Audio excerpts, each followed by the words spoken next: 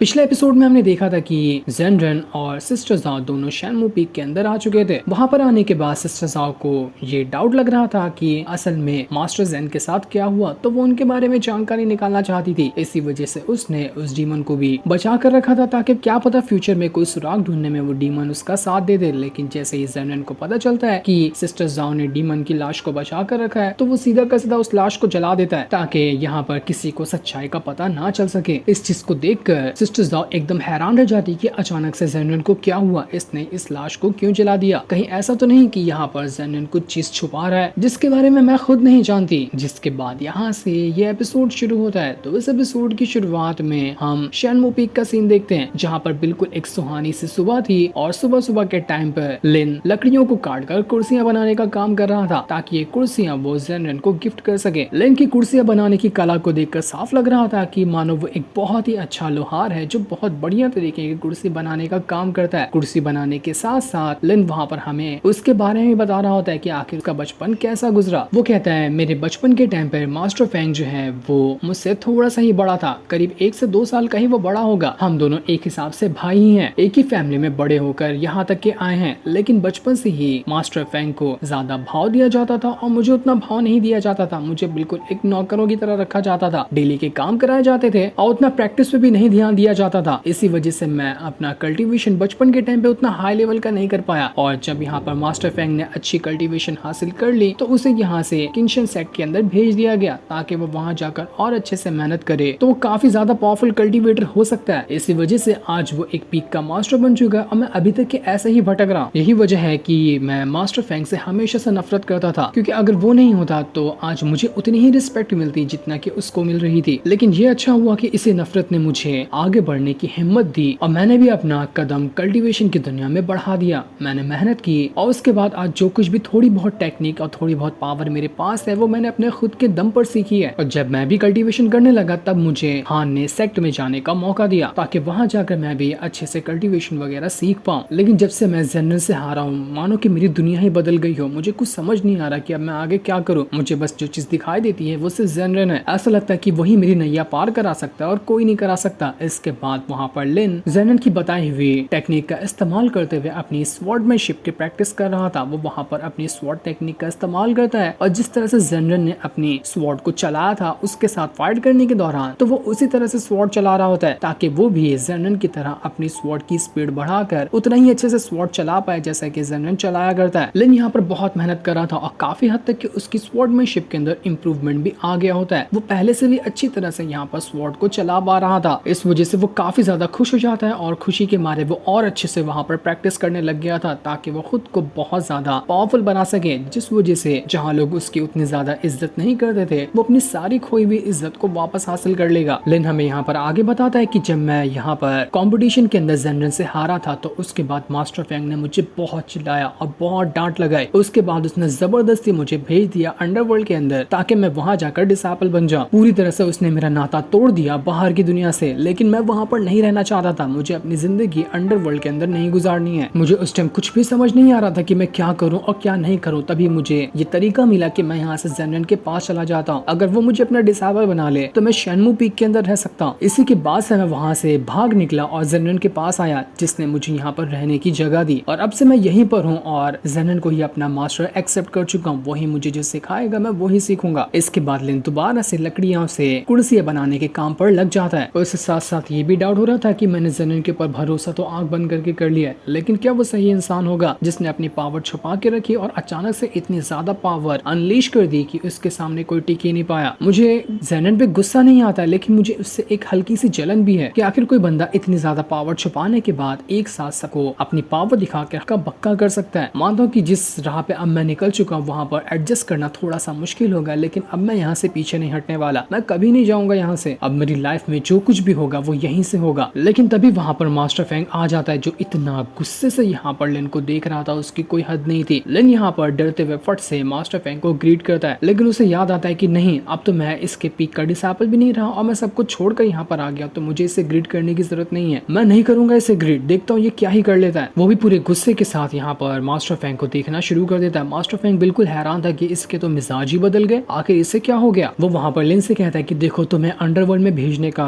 कोई जबरदस्ती जबरदस्ती इरादा नहीं था। तुमने यहाँ पर सबके सामने उस ड्रैगन स्पॉट टेक्निक का जो इस्तेमाल कर लिया ना, उसकी पनिशमेंट की वजह से तुम्हें अंडरवर्ल्ड भेजा गया था। वो भी सिर्फ 3 साल के लिए भेजा गया है। उसके बाद तुम जहाँ जाना चाहो वहाँ जा पाओगे। तो तुम्हें वहाँ से भाग कर आने की कोई जरूरत नहीं थी। तुमने वहाँ से भाग कर आने के बाद एक बड़ी गलती कर दी है, जिस गलती की तुम्हें सजा जरूर मिलेगी। मैं जानता हूँ कि मेरी और हान की ही गलती थी जिन्होंने तुम्हें वो ड्रैगन स्वॉर्ड टेक्निक को सिखा दिया, और हमने तुम्हें फोर्स किया कि जेन जैसे बंदे के साथ तुम फाइट करो। उसके सामने तुम हारते तो तुमने मजबूरन अपनी उस टेक्निक का इस्तेमाल किया। उसके अलावा तुम्हारे पास कोई चारा भी नहीं था। लेकिन अब मैं चाहता हूँ कि तुम हमारे साथ वापस आ जाओ। बस तुम्हें छोटी सी पनिशमेंट दी जाएगी और उसके बाद तुम 3 साल अंडरवर्ल्ड के अंदर गुजारो। उसके बाद तुम बिल्कुल फ्री हो। तुम्हें जो करना होगा तुम वो कर सकते हो। तुम्हें पता है मैं तुम्हें पूरे सेट के अंदर ढूंढ रहा था, लेकिन तुम मुझे कहीं नहीं मिले। कुछ लोगों ने मुझे बताया कि तुम शेनमू पीक के अंदर आया हो। मैंने इस पे पहले यकीन तो नहीं किया, लेकिन आज जब मैं तुम्हें सामने देख रहा हूँ ना शेनमू पीक के अंदर, तो मुझे इस बात पे यकीन हुआ है। आखिर तुम हर जगह को छोड़कर यहाँ पर ही क्यों आए? ऐसा क्या था यहाँ पर? देखो मैं तुम्हें और ज्यादा फोर्स नहीं करने वाला। जल्दी से मेरे साथ चलो, पनिशमेंट खाओ और उसके बाद वापस से अंडरवर्ल्ड के अंदर चले जाओ। लिन कहता है देखो मैंने यहाँ पर अंडरवर्ल्ड छोड़ दिया है, तुम्हारा पीक छोड़ दिया और अब मैं यहाँ पर शेनमू पीक के अंदर शामिल हो चुका हूँ। तो तुम्हारा कोई हक नहीं बनता कि तुम यहाँ पर आकर मुझे सजा दो। मुझे सजा देने का हक सिर्फ शेनमू पीक का जो मास्टर है ना वही दे सकता है, क्योंकि हाल फिलहाल मैं शेनमू पीक के अंदर शामिल हो चुका हूँ। मास्टर फैंग कहता है देखो मैं यहाँ पर सेट के रूल के हिसाब से सजा नहीं दे रहा हूँ, मैं अपने फैमिली के रूल के हिसाब से सजा दे रहा हूँ। तुम हमारी फैमिली के एक मेंबर हो तो तुम्हें मैं मार कर भी सीधे रास्ते पे ले जा सकता हूँ। इस पर मेरा पूरा हक है। लिन कहता है कि देखो फैमिली, रिश्तेदारी, ये सब की बातें ना तुम्हारे ऊपर बिल्कुल सूट नहीं करती। तुमने यही कहा था शैनलॉ से कि वो उसके साथ हो जाए तो आगे काफी ज्यादा ऊंचाइयों को छू सकता है। तुमने बस यहाँ पर शैनलॉ से झूठ कहा कि वो तुम्हारे साथ हो जाए और जेनरन से दूर हो जाए। बस तुम उन दोनों को दूर करना चाहते थे, तो तुमने यहाँ पर शैनलॉ के दिमाग में झूठी बातें भर दी। इसी वजह से शैनलॉ और जेनरन के बीच में जो दूरियां हैं वो बढ़ते जा रही है। तुमने जब दो इतने अच्छे इंसानों को आपस में मिलाने की बजाय अलग कर दिया, तो तुम्हें क्या लगता है कि मैं तुम्हारी बात सुनकर तुम्हारे साथ चला जाऊंगा? मेरे ऊपर तुम्हारा फैमिली का भी कोई रूल नहीं चलता। मैं पनिशमेंट खाने के लिए बिल्कुल तैयार नहीं हूँ। जो तुम्हें करना है कर लो, मुझे कोई फर्क नहीं पड़ता। इस चीज को सुनकर यहाँ पर मास्टर फैंग बहुत ज्यादा भड़क चुका था। वो समझ जाता है कि हो न हो इस लिन को जेनरन ने ये भड़काया होगा मेरे खिलाफ, तभी ये ऐसी बातें कर रहा है। तो वो पूरे गुस्से के साथ जेनरन के पास आता है और उसे कहता है कि देख तूने जो ये हरकत की है ना, तू नहीं सोच रहा है कि मुझसे पंगा लेने का अंजाम कितना बुरा हो सकता है। मैंने तुझे पहले भी वार्निंग दी है कि तू मेरे काम में टांग मत अड़ा, तो आखिर तूने यहाँ पर लिन को क्यों भड़काया मेरे खिलाफ? जेनरन कहता है देख तू क्या भौंक रहा है ना, मुझे इससे कोई मतलब नहीं, तेरी बात मुझे कुछ समझ नहीं आ रही। मैंने जेनरन को जबरदस्ती पकड़ के नहीं रखा है, ले जाना चाहता है ना तो लेकर चले जा। तभी वहाँ पर सिस्टर जाओ भी आ जाती है, जिससे मास्टर फैंग ग्रीट करता है, क्योंकि सिस्टर जाओ ने यहाँ पर शेनमू पिक को एक्टिवेट किया और उसी के पास ओल्ड मास्टर की स्वॉर्ड थी। तो अब से यहाँ की जो नई मास्टर है वो बन चुकी है। मास्टर होने के नाते ही मास्टर फैंग यहाँ पर उसको ग्रीट कर रहा था, वरना तो वो वैसे कभी ग्रीट नहीं करता उसको। सिस्टर जाओ कहती कि यहाँ पर आखिर मैटर क्या हो रहा है, तुम यहाँ पर कैसे आए? मास्टर फैंग बताता है कि मैं यहाँ पर लिन को लेने के लिए आया, वो हमारे पीक से बिलोंग करता है और वो हमारी फैमिली का मेंबर है, तो मैं उसे ले जाना चाहता हूँ। सिस्टर जाओ भी कहती है कि हमने उसे रोक कर नहीं रखा है, वो कुछ ही टाइम के लिए यहाँ पर है, जब वो तुम्हारे साथ जाने के लिए तैयार हो जाए ना तो तुम उसे ले चले जाना, हम तुम्हें नहीं रोकेंगे। मास्टर फैंग को इतना ज्यादा गुस्सा आ रहा था कि वो अभी यहाँ पर दोनों के साथ फाइट करना शुरू कर दे, लेकिन ये रूल के खिलाफ होगा तो वो कुछ नहीं करता। जेनरन का बंदर वहाँ पर डंडा लेकर आ जाता है और जेनरन से कहता है कि सरकार मैं डंडा लेकर आया हूँ, क्या इसको पीटना है? क्या पीटना है तो बताओ, ये लो डंडा और इससे मास्टर फैंग की धुलाई कर दो। इस चीज को देखकर पूरे गुस्से के साथ मास्टर फैंग वहाँ से चला जाता है कि मेरा तो यहाँ पर काम नहीं बन रहा, लेकिन मैं इन लोगों को ऐसे नहीं छोड़ूंगा, बहुत हो गया इन लोगों का, मुझसे पंगा ले रहे हैं तो इसका अंजाम तो भुगतना पड़ेगा। उसके जाने के बाद सिस्टर जाओ जेनरन से कहती है कि मैंने सुना है ना लिन जो है वो असल में इस मास्टर फैंग का छोटा भाई के हिसाब से लगता है, दोनों रिश्तेदार ही हैं। तो मुझे एक चीज पर डाउट होता है कि कहीं ऐसा तो नहीं कि लिन को यहाँ पर इसके लिए भेजा गया ताकि वह हमारे बारे में जानकारी निकाल कर इन लोगों को पहुंचा सके। ये सब इन लोगों का नाटक होगा, वो बस हम यहाँ पर क्या बातें करते हैं, क्या हरकत करते हैं, इसके बारे में जानना चाहते होंगे। जेनरन कहता है कि अरे यार कितना सोचती हो, छोटी छोटी बात को इतना बड़ा बनाकर तुम खाली सोचने लग जाती हो, थोड़ा दिमाग को शांत रखो, तभी कोई नई चीज तुम्हारे दिमाग में आएगी, वरना तो तुम्हारे दिमाग में ऐसी कॉन्स्पिरेसी थ्योरी बनती जाएगी। सिस्टर जाओ कहती है कि कॉन्स्पिरेसी थ्योरी बनाने का तो मतलब बनता ही है, क्योंकि इतनी सारी चीजें सेक्ट में हो रही है तो मुझे इसकी जानकारी निकालनी है। वो बंदा जिसने अंडरवर्ल्ड के अंदर थंडर सोलवुड को चुराया था उसको तो वहाँ पर अंडरवर्ल्ड के मास्टर ने मार दिया, उसी के साथ एक दूसरा पीक मास्टर आया जो मेरी जान लेना चाहता था, अब उसको किसने भेजा था? यहाँ पर सेट में बहुत सारी ऐसी चीजें हो रही हैं जिसके बारे में नहीं पता है, इसलिए मुझे इन्वेस्टिगेशन करनी पड़ेगी ताकि जो बात जो मेरे नजर के सामने नहीं आ रही है मैं उसके भी बारे में पता लगा सकूं। जेनरन कहता है कि देखो मैं तुमसे पहले भी कहा हूँ और वापस से कह रहा हूँ कि इस मैटर को इतना ज्यादा अभी हाल फिलहाल ना खोदने की जरूरत नहीं है, क्योंकि जो मेरी करंट लेवल की पावर है और तुम्हारी करंट लेवल की पावर है वो इतनी ज्यादा नहीं है कि हम पूरे के पूरे 8 पीक के मास्टर के साथ अगर कुछ कुछ गड़बड़ी होती है तो मुकाबला कर पाए। इसलिए शांति से प्रैक्टिस करो, अपनी कल्टीवेशन पावर बढ़ाओ, खुद का लेवल इंक्रीज करो और उसके बाद जब इस मैटर को खोदना होना तो खोद लेना। अगर कुछ होता भी है तब हमारे पास कुछ तो रहेगा कि हम उनसे मुकाबला कर पाए। अभी अगर तुम कुछ गड़बड़ कर लोगी तो वो लोग तो हमारे पीछे ही पड़ जाएंगे और हम कुछ कर भी नहीं पाएंगे। इसके बाद ज़ेनन वहाँ पर सिस्टर ज़ाओ से कहता है कि तुम यहाँ पर टाइपिंग नाम के बंदे को जानती हो कि आखिर वो कौन है। सिस्टर ज़ाओ कहती है कि हाँ, इस किंगशन सेट की मेंबर हूँ तो मैं उसे कैसे नहीं जानती रहूंगी। टाइपिंग जो है वो इस किंगशन सेट का पुराना वाला लीडर हुआ करता था। उसके जाने के बाद यहाँ पर अब इस सेट का दूसरा लीडर बन चुका है, लेकिन इससे पहले वही लीडर था। और यहाँ तक कि ये भी बात है कि टाइपिंग जो है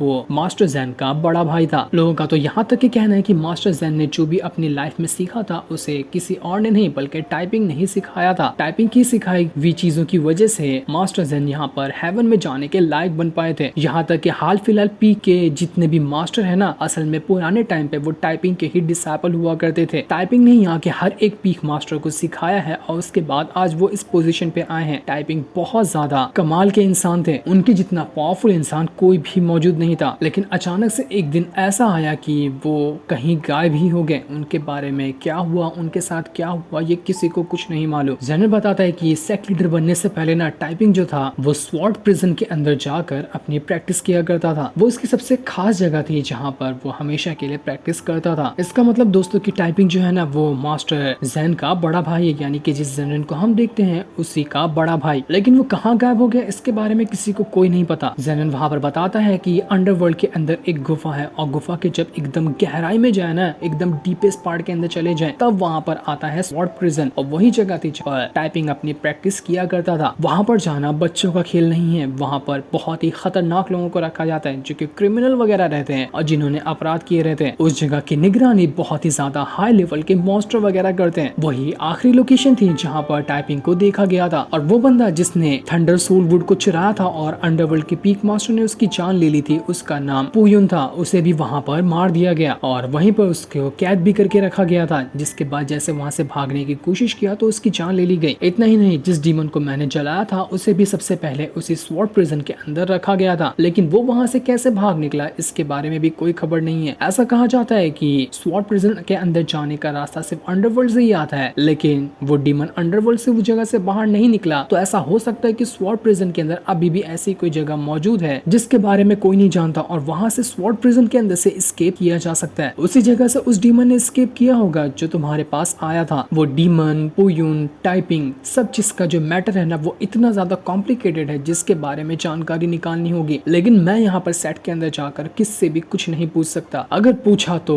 मेरा तो काम हो गया, सब लोग मुझ पर ही शक करेंगे। मुझे खुद के दम पर इन सब चीजों की जानकारी निकालनी होगी, तभी मैं जान पाऊंगा कि असल में रियलिटी जिस वजह से मैं हेवन में नहीं जा पाया। इसके बाद शेनमू पीक के अंदर बहुत ही तेज बारिश होने लग जाती है। इस वजह से ज़ेनन एक छतरी लेकर वहाँ से अकेले ही काफी दूर निकल जाता है। वो आगे बढ़ते हुए किसी जंगल जैसे एरिया में आ चुका था जो कि शेनमू पीक के अंदर ही आता है और थोड़ी दूर आने के बाद उसे एक काफी बड़ा सा घर दिखाई देता है जिसके सामने एक मूर्ति रखी हुई थी। ज़ेनन उसी मूर्ति को देख रहा होता है, मानो कि पिछली लाइफ में वो हमेशा यहाँ पर आया करता था और यहाँ पर कोई ना कोई ऐसी चीज मौजूद है जिससे ही मिलने के लिए ज़ेनन दोबारा यहाँ पर आया है। जैसे वो वहाँ पर आता है उसे कई सारी वहाँ पर बिल्लियां दिखाई देती जो बड़े गुस्से के साथ ज़ेनन को देख रही थी, क्योंकि वो नहीं जानती कि ये ज़ेनन कौन है। उनकी नजर में वो कोई अनजान बंदा था, इस वजह से वो काफी ज्यादा ज़ेनन के ऊपर चिल्ला रही होती है। ज़ेनन उन सभी बिल्लियों को इग्नोर मारते हुए उसी मूर्ति के पास आता है और वहाँ पर आने के बाद कह रहा था कि तुम्हें देखे बहुत टाइम हो गया, इतने सालों बाद मैं तुम्हारे पास वापस आया हूँ। मैं तुमसे ये बात जानना चाहता हूँ कि आखिर वो जो पियून था जिसने उस थंडर सोलवुड को चुराया था, तो आखिर उसने उसे चुरा कर किसको दिया था? क्या तुम्हें इसके बारे में कोई जानकारी है? लेकिन मूर्ति के अंदर से कोई जवाब निकल कर नहीं आता। ज़ेनन कहता है कि मुझे पता है तुम मुझे ना इस रूप में देखकर बिल्कुल भी नहीं पहचान रहे होगे। तुम्हें लग रहा होगा मैं कोई बहरूपिया हूँ या फिर कोई दूसरा ही इंसान हूँ जो यहाँ पर आया हुआ है, लेकिन नहीं, ऐसा नहीं है। मैं वही मास्टर ज़ेन हूँ जो कि पहले यहाँ पर रहा करता था। जानता हूँ कि इस बात पे यकीन करना तुम्हारे लिए बहुत ज्यादा मुश्किल होगा, लेकिन तुम मुझे देखो और मुझे महसूस करने की कोशिश करो कि मैं वही मास्टर ज़ेन हूँ या फिर कोई दूसरा इंसान हूँ। इतने सालों से हम दोनों साथ में थे, तुम मुझे देखकर पहचान तो गए ही होगे कि मैं वही हूँ। इतने सालों की हम दोनों की दोस्ती तुम ऐसे कैसे भुला सकते हो? अब तो मुझे पहचान लो और सामने आ जाओ। लेकिन अभी तक की मूर्ति के अंदर से कोई बाहर नहीं निकल कर आता और न ही वहाँ पर कोई हलचल होती है। ज़ेनन अभी भी जो मूर्ति के अंदर है वो उसे मनाने की कोशिश कर रहा था कि एक बार आकर बाहर देख तो लो, तुम्हें खुद समझ आ जाएगा कि मैं वही ज़ेन हूँ या नहीं हूँ। तभी आसमान में बहुत तेज की बिजलियां कड़कने लग जाती है और उन बिजलियों के कड़कने के बाद वहाँ पर मूर्ति के अंदर से एक बिल्ली बाहर निकल कर आती है। और असल में ये जो बिल्ली थी वो पिछली लाइफ में जब मास्टर ज़ेन यहाँ रहा करता था तो वो उसकी पालतू बिल्ली थी। दोनों हमेशा साथ में रहा करते थे और ये बिल्ली कोई मामूली बिल्ली नहीं है, वो एक बहुत ही ज्यादा हाई लेवल की डिवाइन थंडर पावर के साथ वाली बिल्ली है। उस बिल्ली के अंदर बहुत ही हाई लेवल की डिवाइन थंडर पावर है जो हल्का सा अटैक करते हुए अच्छे से अच्छे कल्टीवेटर की जान ले सकती है। उसे ही यहाँ पर ज़ेनन मना कर अपने पास बुला रहा था ताकि उसकी बिल्ली उसे पहचान ले कि वो ही मास्टर ज़ेन है जो हमेशा उसके साथ रहा करता था। लेकिन वो बिल्ली अभी तक के यहाँ पर मास्टर ज़ेन को नहीं पहचानती, तो वो वहाँ पर अपनी पावर को एक्टिवेट करने लग जाती है ताकि वो यहाँ पर ज़ेनन के ऊपर ही अटैक कर दे। इसके बाद जैसे ही बिल्ली का थंडर वाला अटैक ज़ेनन को लगा था वो वहां से उड़कर बहुत दूर फेंका जाता है और सीधा पानी के अंदर जाकर गिर गया था। पूरे आसपास का इलाका वहां पर तहस नहस हो गया होता है, इतनी पावर थी उस बिल्ली के अंदर। मानना पड़ेगा वो कमाल की बिल्ली थी। बिल्ली जब जाकर देखती है कि ये ज़ेनन मर गया या फिर अभी तक की जिंदा है तो वो हैरान रह जाती है क्योंकि ज़ेनन तो वापस से तालाब के अंदर से बाहर निकल कर आ गया था। ज़ेनन वहां पर कहता है कि मुझे पता है कि तुम ना अपना अटैक करके मेरी जान नहीं लेना चाहती थी, क्योंकि अगर तुम चाहती तो मुझे मार सकती थी, लेकिन तुमने बस मुझ पे अटैक किया, वो भी इतना स्ट्रॉन्ग नहीं किया कि मेरी जान चली जाए। मुझे पता है तुम मुझे पहचान चुकी हो, बस मुझे यहाँ पर टेस्ट करना चाह रही हो कि मैं अभी भी उतना ही स्ट्रॉन्ग हूँ या नहीं हूँ जैसा कि मैं पहले हुआ करता था। तो मुझे तुम्हारा रिजल्ट जानना है कि तुमने मुझे अभी तक के पहचाना या नहीं पहचाना, या फिर अभी तक के तुम मुझे कोई अनजान इंसान ही समझ रही हो। वो बिल्ली तो अभी भी यहाँ पर ज़ेनन के ऊपर काफी ज्यादा गुस्सा कर रही थी और उसके ऊपर दहाड़ रही होती कि ज़ेनन यहाँ से चला जाए। ज़ेनन उससे कहता है कि बिल्लियों का नेचर ही ऐसा होता है, जब तक उसका ओनर उसके साथ प्यार करे और उसे अच्छे से रखे तो वो बिल्ली बहुत अच्छे से रहती है, लेकिन जब भी ओनर के साथ प्यार ना करे, उसे खाना वगैरह करने में डिले करे, तो बिल्लियां उसे छोड़कर चली जाती है। तो क्या तुम भी उसी तरह की बिल्ली हो क्या, जो अपने ओनर को भूल जाए जिसके साथ वो हमेशा से रहा करती थी? मैंने तुम्हें बचपन से पाल कर इतना बड़ा किया और तुम मुझे ऐसे ही भूल सकती हो? ऐसा कैसे कर सकती हो तुम? मेरे इतने सालों का प्यार तुम्हारे लिए बिल्कुल बस वेस्ट था क्या? इस चीज को सुनकर यहाँ पर वो बिल्ली वापस से ज़ेनन की हो जाती है, उसके सामने खेलने लग गई थी क्योंकि इतने टाइम से वो ज़ेनन को पहचान चुकी थी। बस वो यहाँ पर ज़ेनन के साथ मस्ती करना चाह रही थी ताकि देख सके कि ये ज़ेनन अभी भी वैसा ही है या फिर नहीं है। वो बिल्ली बड़ी प्यारी और क्यूट सी होती है। इस चीज को देखकर ज़ेनन काफी ज्यादा खुश हो जाता है कि अरे वाह, मेरी बिल्ली ने मुझे पहचान लिया। वो उससे कहता है कि अगर इस लाइफ के अंदर कभी भी मुझे फ्यूचर में मुसीबत आती है तो तुम मेरा साथ दोगी ना? बोलो दोगी या नहीं दोगी? वो बिल्ली यहाँ पर और ज्यादा ज़ेनन के साथ खेलकर उसे बता रही थी कि हाँ, मैं हर सफर में आपका साथ दूंगी और आपके साथ हमेशा रहूंगी क्योंकि मैं अब आपको पहचान चुकी हूँ। ज़ेनन कहता है कि पोयुन जो था ने वो थंडर सोल बूट चुराया, मुझे नहीं लगता कि उसको कुछ पता था, लेकिन वो बेचारा बस वैसे ही बिला वजह मारा गया। उसको भी नहीं मरना चाहिए था। बहुत ज्यादा बातें हैं जिसके बारे में मैं खुद नहीं जानता और ये चीज बहुत ज्यादा कॉम्प्लिकेटेड है जिनकी जानकारी मुझे निकालनी पड़ेगी, वरना मैं धीरे धीरे करते हुए बहुत बड़ी मुसीबत में पड़ जाऊंगा जिसके बारे में मैं सोच भी नहीं सकता। इतना कहने के बाद ज़ेनन वहाँ से रिटर्न चला जाता है और उसे जाते हुए वो बिल्ली वहाँ पर देख रही थी। उसको देखते ही देखते बिल्ली की वहाँ पर आंख लग जाती है तो बिल्ली आराम से वहाँ पर सो जाती है। जो सीन दिखाते ही ये एपिसोड यहीं पर एंड हो जाता है। Thanks for